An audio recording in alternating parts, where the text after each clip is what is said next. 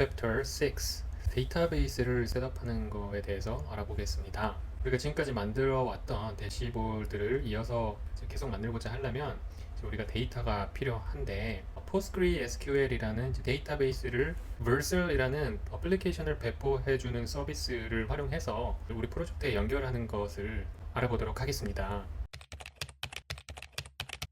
이번 챕터에서는 우리가 지금까지 만들어 왔던 그 코드를 GitHub 저장소에 업로드를 하고 배포해주는 서비스 Vercel 어카운트를 생성해서 저장소를 Vercel과 연동을 시키게 됩니다. 이렇게 함으로써 GitHub 저장소에 푸시를 할 때마다 자동으로 Vercel 플랫폼에서 배포가 되는 시스템을 알아볼 것이고, Postgre 데이터베이스를 우리 프로젝트에 연동하는 것을 배우고 데이터베이스에 데이터를 입력하는 부분을 알아보도록 하겠습니다. GitHub 리포지토리라고 해서 원격 저장소를 생성을 하도록 하겠습니다. Git과 관련돼서 여기를 확인해 보시면 Git 버전을 통해서 우리가 Git을 현재 사용하고 있는지 아닌지를 확인해 보도록 하겠습니다. 이렇게 이제 버전 넘버가 나오게 된다면 현재 이제 Git을 사용을 하고 있는 의미가 되겠습니다. 만약에 에러가 나오고 이제 알려지지 않는 명령어라고 한다면 Git을 설치를 해야 되는 건데, 설치 방법은 여기 보시면 윈도우나 맥에서 어떻게 이제 설치를 할 수 있는지 나와 있으니까 보시고 따라 하시면 될 것 같습니다. 그렇게 Git을 설치를 해서 우리가 Git 커맨드를 사용할 준비가 됐다면 리포지토리를 생성을 하도록 하겠습니다. 리포지토리를 가셔서 이렇게 새로운 리포지토리의 이름을 정하도록 합니다. 넣으셔도 되고 안 넣으셔도 되지만 퍼블릭으로 할지 프라이빗으로 할지 정해주면 됩니다. 퍼블릭을 했을 경우에 누구에게나 이 Git 리포지토리가 보여지게 됩니다. readme 파일을 리포지토리를 생성을 하면서 같이 생성을 하는 건데, 지금까지 작성했던 코드에 이미 이제 readme가 있기 때문에 그대로 두도록 하고요.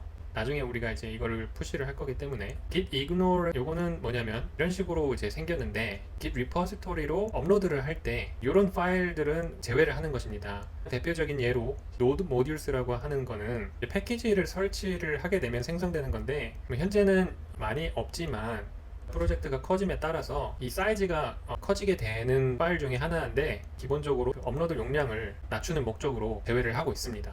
나중에 그 원격 저장소에 있는 프로젝트를 가져와서 이런 패키지 같은 것들은 다시 새로 깔면 되기 때문에 불필요한 파일들은 이런 식으로 정의해서 제외시킨다 라고 이해하시면 되겠습니다. 이 GitHub 리포지토리에 대한 라이센스를 설정을 할 수가 있는데, 일단은 다 비워두고 생성을 하도록 하겠습니다. 생성을 하면 현재 이 GitHub 리포지토리는 비어있는 상태다, 어떤 브랜치도 없는 것을 확인하실 수 있습니다. 그 다음에 우리가 할 것은 이제 이러한 커맨드를 사용을 해서 우리 컴퓨터에 있는 지금까지 작성한 프로젝트를 아까 생성한 원격 저장소에 올리는 것을 해보도록 하겠습니다. 그래서 이 커맨드는 git init이라고 해서 현재 우리가 있는 이 경로, 이 디렉토리를 Git의 저장소로 이제 변환을 하게 되고, initial branch라는 것을 사용해서 초기의 브랜치 이름을 지정해서 생성을 하게 됩니다. 실행을 해보면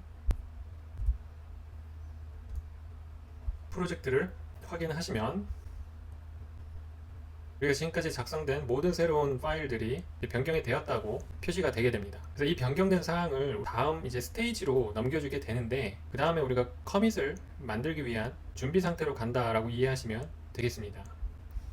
그래서 이렇게 해주면 아까 변경된 사항들이 다 스테이지로 넘어온 것을 보실 수 있습니다. 다음에 커밋이라고 하면 Git에서 변경점을 스냅샷 형태로 저장을 해서 트래킹 하기 위한 것이라고 생각하시면 될 것 같습니다. 스테이지로 넘어온 변경된 사항들을 이렇게, 이것은 우리가 커밋을 만들 때 넣어주는 디스크립션 개념이기 때문에 어떤 내용을 넣어줘도 상관이 없는데, 처음 커밋을 만들기 때문에 일단 이런 식으로 디스크립션을 정하도록 합니다.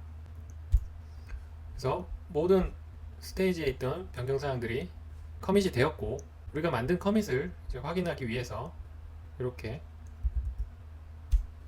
보시면 우리가 방금 만든 커밋을 확인하실 수 있습니다. 그 다음에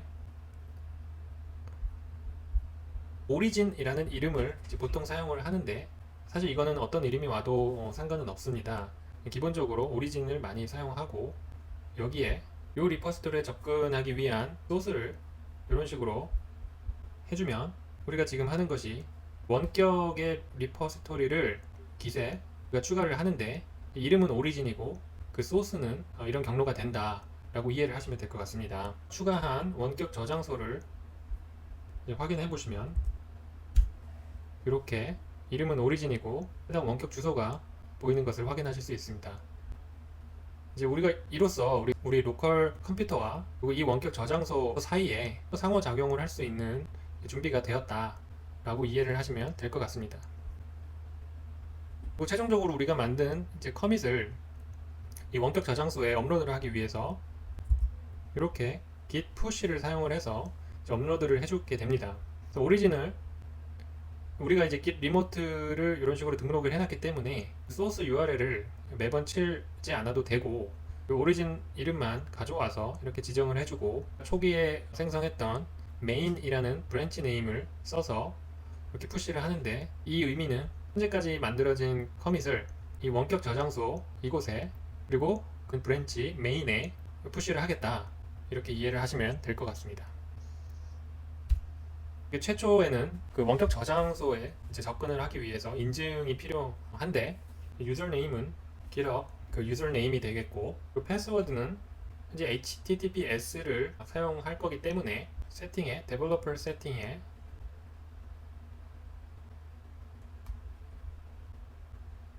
토큰을 생성하도록 하겠습니다. 그래서 본인이 알아볼 수 있는 토큰 이름을 사용해서 일단 이제 학습을 위한 거기 때문에 만료되는 게 없이 설정을 하고 리포지토리에 접근을 해야 되기 때문에 이렇게 체크를 해준 다음에 토큰을 생성을 하고 그 토큰을 패스워드에 입력을 하게 되면 인증이 되면서 우리가 비로소 원격 저장소에 업로드를 할 수 있게 됩니다. 우리가 생성한 리포지토리 가보시면 이렇게 로컬 컴퓨터에서 작성해왔던 코드를 이 원격 저장소 GitHub에 업로드를 한 것을 보실 수 있습니다. 다음으로 Vercel이라는 배포 서비스 어카운트를 생성을 해서 우리가 업로드한 그 GitHub 리포지토리를 이곳에 이제 배포하도록 하겠습니다.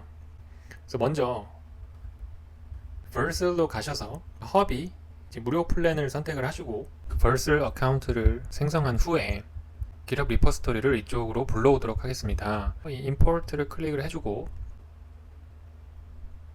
연결할 GitHub 어카운트를 연결을 해주는데 저는 이제 선택한 그 리포지토리만 접근 가능하도록 하겠습니다. 아까 만든 저 리포지토리를 선택을 해주고 인스톨 추가된 그 GitHub 어카운트의 리포지토리가 이런 식으로 이제 보이게 되는데 여기서 이제 임포트를 하게 됩니다. 프로젝트 네임은 이제 마찬가지로 동일하게 해주고 디플로이를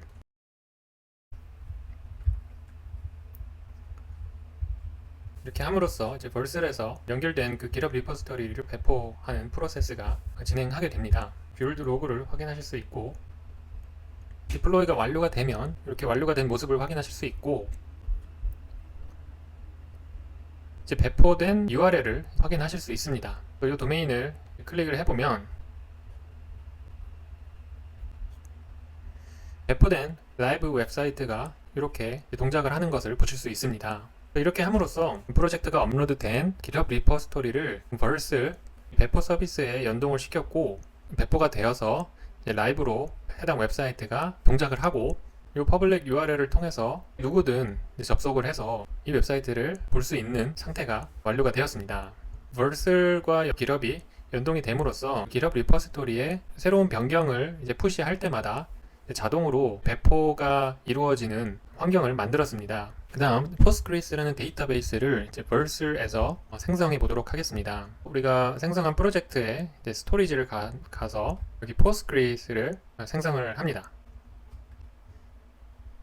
주어진 이름을 이제 그대로 사용하겠습니다. 이제 데이터베이스 지역을 설정을 할 수가 있는데 일단 기본 설정 값으로 사용하도록 하겠습니다.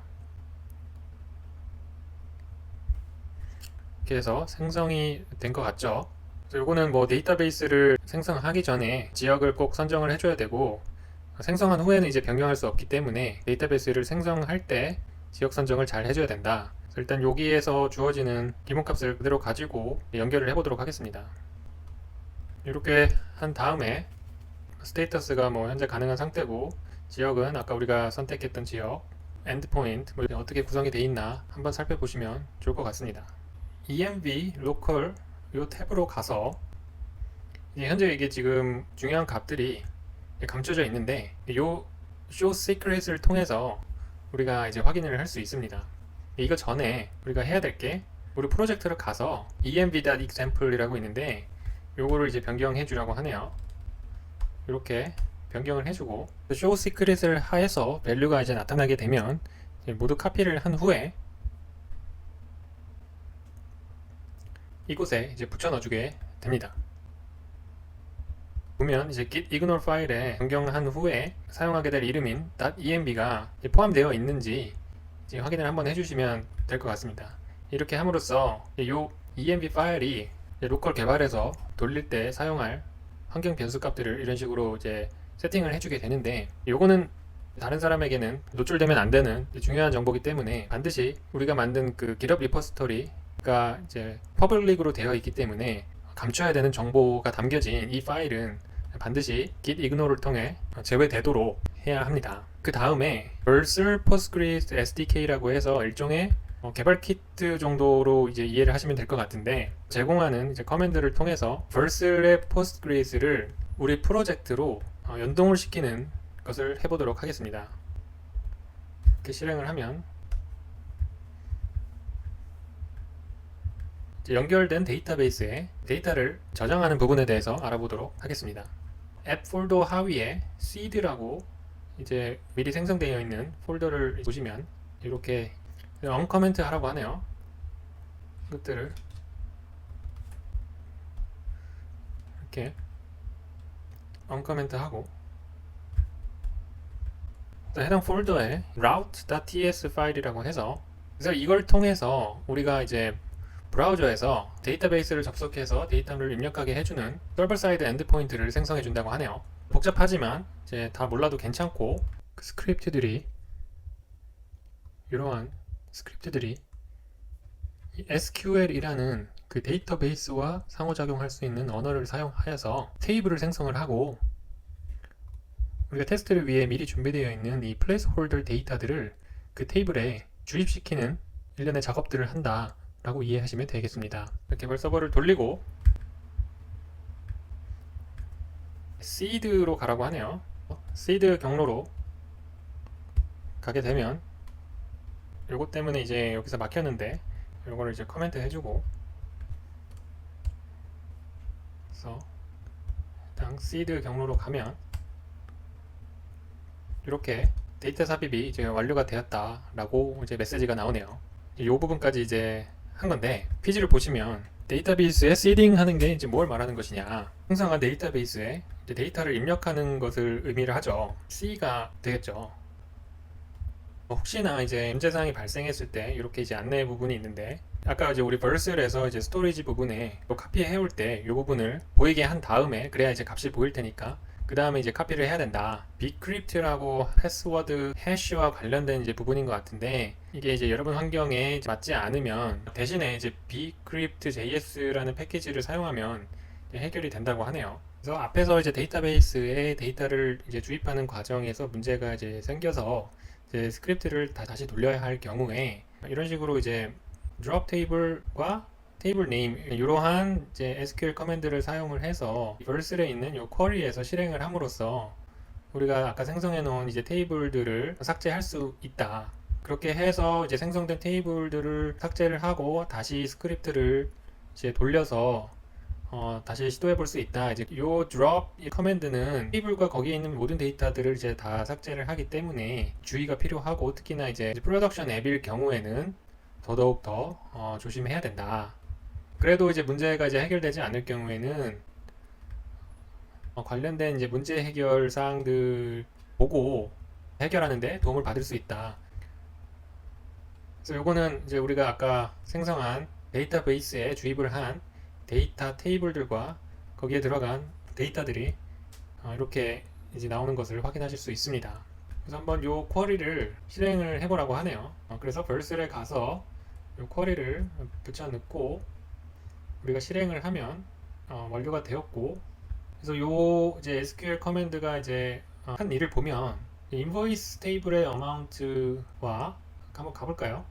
인보이스 테이블의 어마운트 열과 요 데이터들을 말하겠죠. 그리고 사라졌네요. 다시 커스터머스의 네임, 커스터머스 테이블의 이름, 네임, 열, 요 데이터들이겠죠. 인보이스 테이블의 어마운트와 커스터머스 테이블의 이제 네임을 가지고 거기에서 그 인보이스 어마운트가 이제 666인 것만 가져오는데 이 두 개가 지금 다른 테이블이죠. 그래서 두 개의 다른 테이블을 공통이 되는 이제 키를 가지고 이제 합친 다음에 거기에서 이제 어마운트가 660인 것만 가져와서 이렇게 어마운트와 이제 네임 열만 이렇게 보여줘서 우리가 원하는 데이터들을 이런 식으로 불러온다. 이렇게 이해를 하시면 될 것 같습니다. 또 하나 퀴즈가 있네요. 앞에서 우리가 실행했던 SQL 커맨드에 대한 질문인 것 같네요. 666을 가지고 있는 인보이스에 해당되는 커스터머가 누구냐? 여기 보면 이제 나와 있죠. 그래서 B가 되겠죠. 이렇게 해서 우리가 지금까지 작업해온 로컬 코드를 GitHub 리포지터리에 이제 업로드를 하고 이것을 배포 서비스를 제공하는 벌슬이라는 이제 플랫폼에 GitHub 리포지터리를 연동을 시켜서 우리가 언제든 이제 새로운 커밋을 만들어내게 되면 자동으로 배포할 수 있는 환경을 만들었고 벌슬에서 제공하는 포스트그리스라는 데이터베이스를 우리 프로젝트에 연결을 시키고 그렇게 함으로써 우리가 이제 상호작용을 해서 데이터베이스에 초기 데이터들을 테이블과 그에 해당되는 이제 데이터 값들을 입력하는 것까지 해보았습니다. 이제 다음 챕터 7에서는 그 데이터베이스에서 데이터를 프론트엔드 혹은 이제 클라이언트 사이드로 패치하는 이제 여러 가지 방법에 대해서 이제 알아보도록 하겠습니다. 거기에는 API랑 SQL 그 외 다른 방법들을 사용을 한다고 하네요.